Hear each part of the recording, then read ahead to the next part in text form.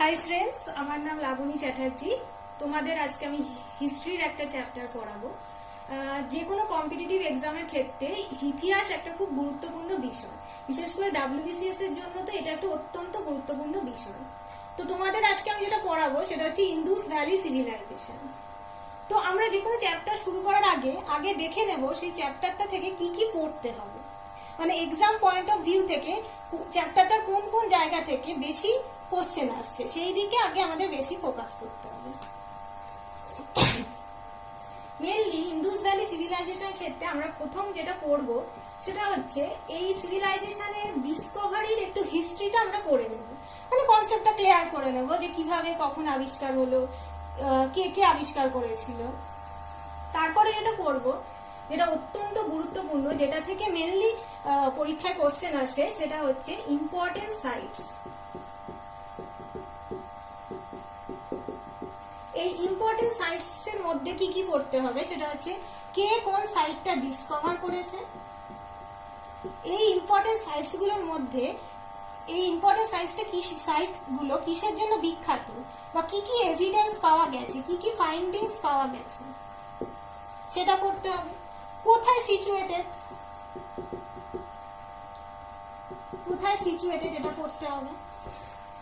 দেন আমরা যেটা পড়বো সেটা হচ্ছে এই যে আমরা এই সিভিলাইজেশনটা নিয়ে পড়ছি, কেন হিস্ট্রি মানে চ্যাপ্টার হিসেবে এটাকে দেয়া হয়েছে, মানে এর ইউনিক ফিচার কি কি এই সিভিলাইজেশনে। কিছু তো অবশ্যই ইউনিক ফিচার আছে যার জন্য এই সিভিলাইজেশনটার উপরই মেন ফোকাস করা হচ্ছে। তো এই তিনটে জিনিস আমরা বেসিক্যালি পড়বো, মানে এক্সাম পয়েন্ট অফ ভিউতে এই তিনটে জায়গা থেকেই ঘুরিয়ে ফিরিয়ে মেনলি কোশ্চেন আসে।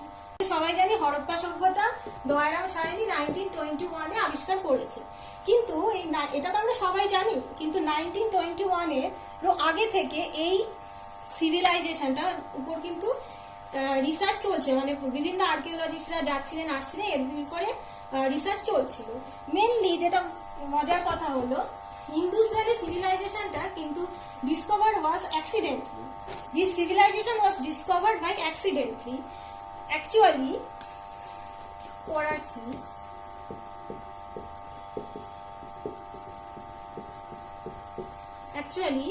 করাচি থেকে লাহোর অব্দি ইস্টার্ন রেলওয়ের আন্ডারে একটা রেল লাইন তৈরি করা হচ্ছিল।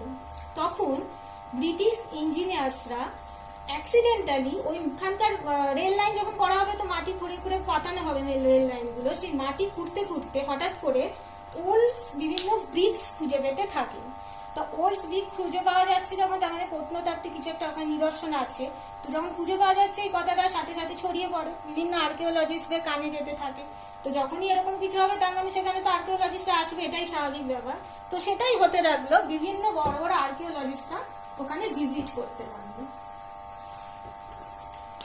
In 1826 একজন এলো যিনি হচ্ছে চার্লস ম্যাসন। কি করলো? ওল্ড ব্রিক্স খুঁজে পেল, ফাউন্ড ওল্ড ব্রিক্স, এবং তিনি তার সমস্ত আর্কিওলজিক্যাল যেসব ওয়ার্কগুলো আছে সেগুলো করলেন, বাট সেরকম কিছু পেলেন না, উনি শুধু কিছু হরপ্পান যুগের ওল্ড ব্রিক্স পেলেন। তারপর কিছু বছর পর 1831 আরেকজন আর্কিওলজিস্ট এলেন, তিনি হলেন কর্নওয়েল বার্নস। কে এলেন? কর্নওয়েল বার্নসও ভিজিট করলেন এই জায়গাটায়, ভিজিটেড দিস সাইট। তিনিও তার যেরকম আর্কিওলজিক্যাল কাজগুলো আছে উনি চালালেন।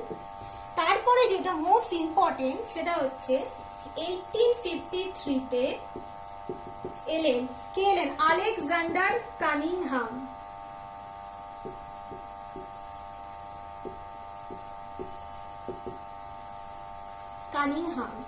inspected these sites.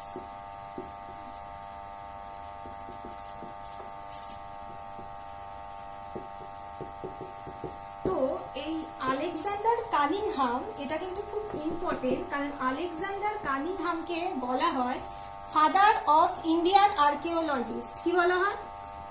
লিখেই দিচ্ছি আমি, ফাদার of Indian archaeologist।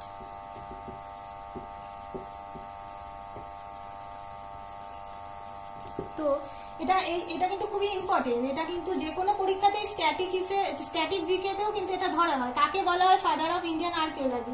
সেখান থেকে কিন্তু অ্যান্সার হবে আলেকজান্ডার কাউনিংহাম। তো এই আলেকজান্ডার কাউনিংহামও ইন্সপেক্টেড করলো এই হরপ্পার এই ইন্দুস ভ্যালি সিভিলাইজেশন। তিনিও তেনার আর্কিওলজিক্যাল ওয়ার্ক চালালেন, কিন্তু সেরকম কিছু হলো না। তারপর তো 1921-এ Dayaram Sahani Harappan civilisation, Harappan সাইটটা আবিষ্কার করলেন।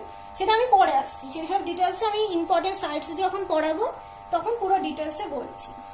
তো কথা হচ্ছে এই টার্মটা যে আমরা বলছি ইন্দুস ভ্যালি সিভিলাইজেশন, এই নামটা তো সেটাও একজন স্কলার দিয়েছিলেন। নামটাও তো এমনি এমনি আসে না, কেউ না কেউ দেবে, সেটাও একটা স্কলার দিয়েছিলেন। তার নামটাও ইম্পর্টেন্ট, সেটা হচ্ছে জন মার্শাল।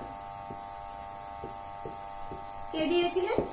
জন মার্শাল। আমরা একটু হরপ্পা সভ্যতার ম্যাপটা দেখে নিই। আমরা যদি এরকম ভাবে নর্থ, সাউথ অ্যান্ড ওয়েস্ট, ইস্টটা টানি, দেন আমরা নর্থ এইটা তো, আর এটা হচ্ছে সাউথ। নর্থে আমরা যেটা পাবো সেটা হচ্ছে মান্ডো বা মান্ডাও। এইটা হচ্ছে northernmost sites of Harappan civilization. সেটা কোথায় আছে? সেটা হচ্ছে জম্মু অ্যান্ড কাশ্মীরে। ইস্টে আমরা কি পাবো? ইস্টে আমরা পাবো হচ্ছে আলমগীরপুর।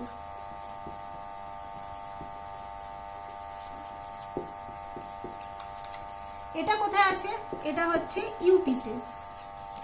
দেন ওয়েস্টে আমরা পাবো সুটকা জেন্ডার। এটা কোথায় আছে? এটা আছে হচ্ছে পাকিস্তানে। দেন সাউথে আমরা পাবো হচ্ছে দৈমাবাদ। এই দৈমাবাদটা কোথায় আছে? মহারাষ্ট্র।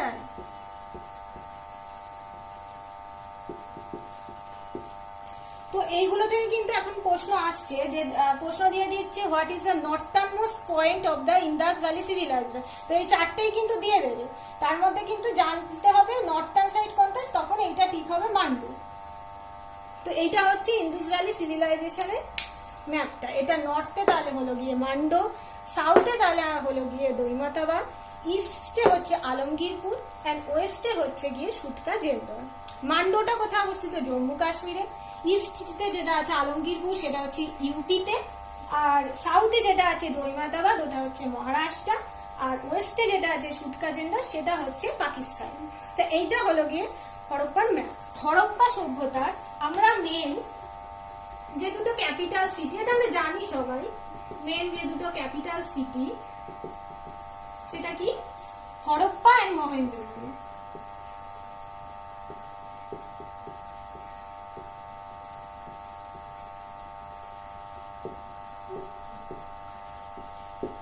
তাহলে দুটো capital city Harappa and Mohenjo-daro.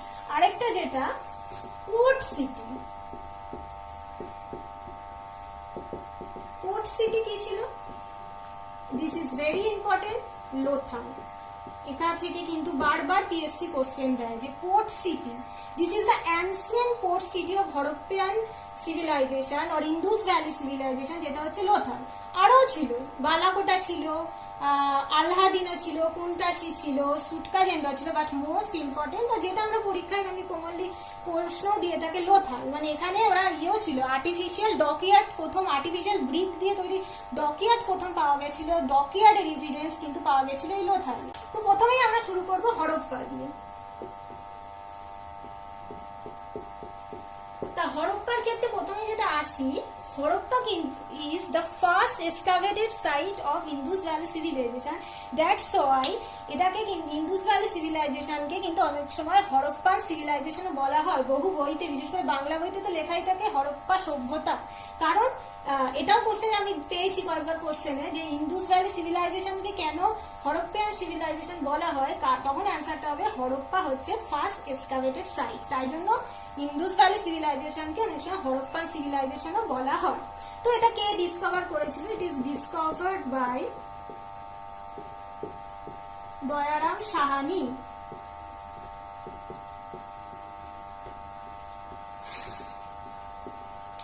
কতই 1921। এটা কোথায় সিচুয়েটেড? এটা situated at Montgomery district of Pakistan.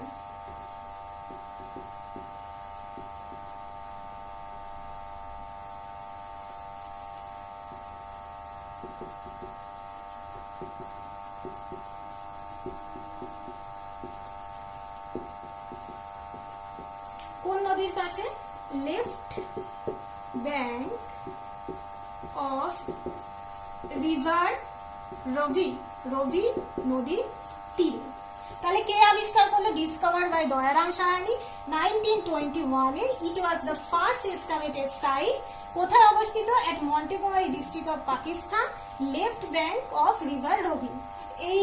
এটা আজকাল খুব ইম্পর্টেন্ট, মানে পিএসসি কিন্তু আর সেই ছকে বাঁধা কোশ্চেন করছে না খুব আজকালকার। এখন যদি পিএসসি রিসেন্ট পরীক্ষাগুলো অ্যানালাইজ করা হয়, খুব ট্রেন্ডিং কোশ্চেন করছে। আমরা সবাই জানি হরপ্পাটা রবি নদীর তীরে অবস্থিত। এবার পিএসসি এখন কোশ্চেন করতেই পারে কোন ব্যাংকে, তো so left bank of river Ravi. এবার হচ্ছে হরপ্পার কি কি এভিডেন্স পাওয়া গেছে, কি কি ফাইন্ডিংস পাওয়া গেছে, দিস আর ভেরি ইম্পর্টেন্ট। প্রথম হচ্ছে গ্রেট গ্রেনারি। দেখো আমরা সবাই জানি গ্রেট গ্যানারি মানে কিন্তু মহেঞ্জোদারোতে অবস্থিত। It is true, but great granary without citadel কিন্তু হরপ্পাতে অবস্থিত। এইগুলোই কিন্তু পিএসসি কোশ্চেনে দিচ্ছে। এতদিন গদগাদা কোশ্চেন সবাই জানে গ্রেট গ্যানারি মহেঞ্জোদারোতে অবস্থিত, কিন্তু গ্রেট গ্যানারি উইদাউট সিটাডাল এটা হরপ্পাতে অবস্থিত। বাট গ্রেট গ্যানারি সারাউন্ডেড বাই সিটাডাল এটা কিন্তু মহেঞ্জোদারোতে অবস্থিত। তো এগুলো কিন্তু এখন মাথায় রাখতে হবে। গ্রেট গ্যানারি উইদাউট সিটাডাল সেটা কিন্তু হচ্ছে গিয়ে হরপ্পাতে অবস্থিত। আর কি ফাইন্ডিং পাওয়া গেছে? তো এইটা খুবই ইম্পর্টেন্ট, উইদাউট সিটাডাল এই কথাটা। তো আর কি পাওয়া গেছে দেখে নি। আর পাওয়া গেছে হচ্ছে সিমেট্রি H47, H437। এটা হচ্ছে এক ধরনের ওদের সিমেট্রি, ওদের মারা গেলে যেভাবে ওদের দিত, এইটা একটা ট্রাইব এটা। আর যেটা আরেকটা important, this is very important, আরেকটা যে মেন যেটা ইম্পর্টেন্ট এখান থেকে আসে কোশ্চেন, সেটা হচ্ছে নুট মেল টর্সো পাওয়া গেছে। নুট মেল টর্সো। তাই এই হলো মোটামুটি, এটা গেল হচ্ছে হরপ্পা। এবার চলে আসছি পরের আরেকটা অত্যন্ত গুরুত্বপূর্ণ সাইট হচ্ছে মহেঞ্জোদারো।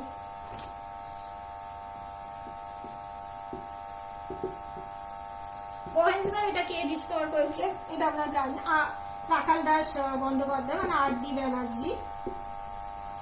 কবে? ঠিক তার পরে বছর 1922 তে। এটা কোথায় অবস্থিত? It is situated Larkana district in Punjab. Larkana district in Punjab. এটা কোন নদীর তীরে অবস্থিত? এটা হচ্ছে ইন্দুস নদীর তীরে এটা অবস্থিত। এটাকে মহেঞ্জোদারোকে একটা বলা হয়, যেটা বলা হয় হচ্ছে মাউন্ট অফ ডেথ, বলা হয় মৃতের স্তূপ। এর একটা কারণ আছে, কারণ হচ্ছে মহেঞ্জোদারোতে মাটির নিচে এক জায়গায় অনেক মানুষের একসাথে মৃতদেহ পাওয়া গেছে। তো মনে করা হয় এই সময় হয়তো একটা দুর্ভিক্ষ বা মহামারী, একসাথে অনেক লোক মারা গেছে, তাই তাদেরকে একসাথে একই জায়গায় কবর দেওয়া হয়েছিল, তাই এটাকে নাম দেওয়া হয়েছে। সেটা খুঁজে পাওয়া গেছিল, প্রত্নতাত্ত্বিকরা খুঁজে পেয়েছেন, তাই এটা নাম দেওয়া হয়েছে মাউন্ট অফ ডেথ, মানে মৃতের স্তূপ। এবার এর যে এভিডেন্স, যে ফাইন্ডিংস মহেঞ্জোদারোর ক্ষেত্রে খুব ইম্পর্টেন্ট, যেটা আমি বললাম একটু আগে, great granary surrounded by citadel.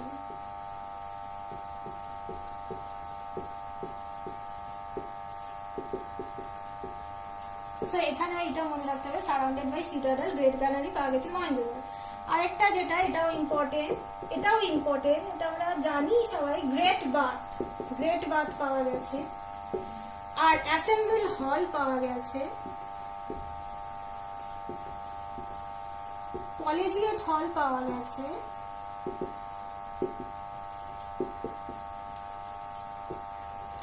আর হচ্ছে গিয়ে কলেজিয়েট হল অ্যাসেম্বলি হল, গ্রেট বাথ পাওয়া গেছে, অ্যাসেম্বলি হল, কলেজিয়েট হল, আর যেটা হচ্ছে এটাও খুব ইম্পর্টেন্ট, ব্রোঞ্জ ড্যান্সিং গার্ল পাওয়া গেছে, মানে ব্রোঞ্জ ড্যান্সিং গার্লের একটা মূর্তি পাওয়া গেছে,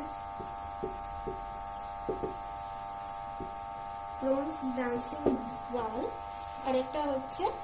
আরেকটা এটাও ভীষণ ইম্পর্টেন্ট, মানে মহেঞ্জোদারোতে যে যে ফাইন্ডিংস গুলো পাওয়া গেছে সেগুলো অত্যন্ত ইম্পর্টেন্ট, আর এগুলো প্রত্যেকটা থেকে পরীক্ষায় কোশ্চেন দেয়। সেটা হচ্ছে পশুপতি শিল, পশুপতি শিল পাওয়া যায়। তাহলে কি কি পাওয়া যায়? Great granary surrounded by citadel, great bath, assembly hall, collegiate hall, bronze dancing girl and Pashupati seal. আরেকটা জিনিসও পাওয়া গেছে, ওটা আমি লিখছিলাম, এমনি মুখে বলে দিচ্ছি। এমন একটা মূর্তি পাওয়া গেছে যেখানে বোঝানো হচ্ছে মূর্তিটার মধ্যে দিয়ে মাদার ওম থেকে একটা গাছের চারা বেরোচ্ছে। এটাও অনেক সময় পরীক্ষা দেয়, আমি আসলে অত লিখলাম না এখানে, এটাও তোমরা মনে রাখো। ভীষণ ইম্পর্টেন্ট সাইট সেটা হচ্ছে লোথাল। লোথাল এটা কোথায় অবস্থিত? এটা গুজরাটে অবস্থিত। এটা ডিসকভার কে করেছে? এটা ডিসকভার করেছে হচ্ছে ডিসকভার বাই S.R. রাও। এটা এটাও কোন নদীর তীরে অবস্থিত? এটা হচ্ছে ভোগাভা নদীর তীরে অবস্থিত, ভোগাভা river on the river Cambay, না ভোগাভা রিভারে কাম্বি উপসাগরের পাশে, বিসাইডস কাম্বি উপসাগরে ভোগাভা রিভারের পাশে এই লোথালটা অবস্থিত। এটা মেন যেটা হচ্ছে, এটা হচ্ছে one of the ancient port of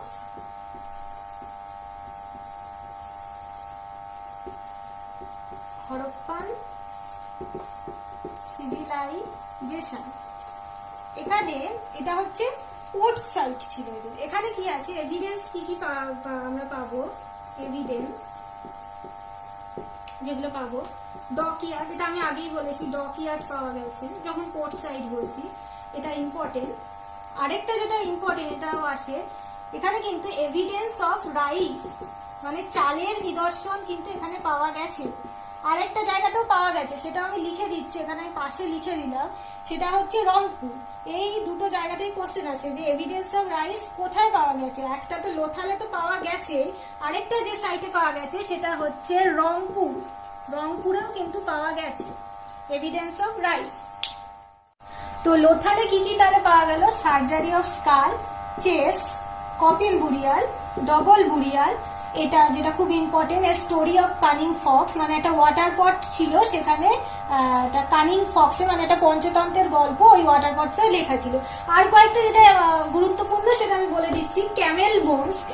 Camel bones পাওয়া গেছে হচ্ছে কালীবঙ্গানে, আর হচ্ছে হর্সের বোন পাওয়া গেছে হচ্ছে সুরকাটোডা। তো এই দুটো হচ্ছে আর এখানকার ইম্পর্টেন্ট। আর মেনলি ইম্পর্টেন্ট হচ্ছে ধোলাভিরা হচ্ছে এটা একটা largest excavation site Indus valley সিভিলাইজেশনে। এখানে যেটা মেনলি পাওয়া গেছে হচ্ছে ভেরি ইম্পর্টেন্ট স্টোন সাইনবোর্ড পাওয়া গেছে, আর জায়ান্ট ওয়াটার রিজার্ভার।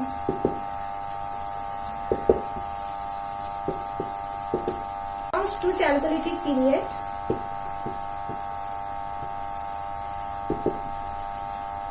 এটা বিলংস টু চ্যালকোলিথিক এজ, মানে ব্রোঞ্জ এজে বিলংস করছে এটা। এটা হচ্ছে extremely urban civilization.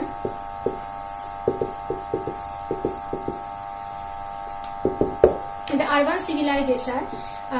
Town planning, unique town planning, এদের টাউন প্ল্যানিংটা অত্যন্ত ভালো, যার জন্য অন্য কোনো সিভিলাইজেশনের থেকে এটাকে ডিস্টিংগুইশ করা যায় এই ফিচারটার দ্বারা।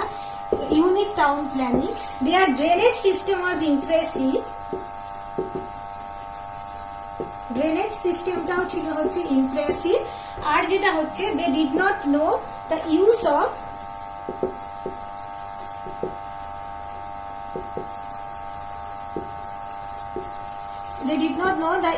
Of iron. ক্রপস এর মধ্যে ইম্পর্টেন্ট ছিল ওয়েট অ্যান্ড বার্লি, ক্রপস এর মধ্যে ইম্পর্টেন্ট ছিল ওয়েট অ্যান্ড বার্লি। এরা এনিম্যাল, যেসব এনিম্যালদের এরা ওরশিপ করতে, এবার একটু রিলিজিয়ানটা দেখিনি, যেসব এনিম্যালদের এরা ওরশিপ করতো সেটার মধ্যে মেনলি ইম্পর্টেন্ট ছিল হচ্ছে ইউনিকর্ন, বুল। ট্রির মধ্যে তারা করতো হচ্ছে পিপল ট্রিকে। আর এরা প্রথম ফার্স্ট এরা কটন আবিষ্কার করছে, মানে কটন যেটাকে বলা হতো, গ্রিসরা নাম দিয়েছিল সিন্দন, এই কটনটার নাম দিয়েছে সিন্দন। সেটাও প্রথম এই ইন্দুস ভ্যালি সিভিলাইজেশনের লোকেরাই আবিষ্কার করেছিল। তো আজকের ভিডিওটা আমি এখানেই শেষ করলাম, আশা করি তোমাদের সবার খুব ভালোই লেগেছে। Thank you.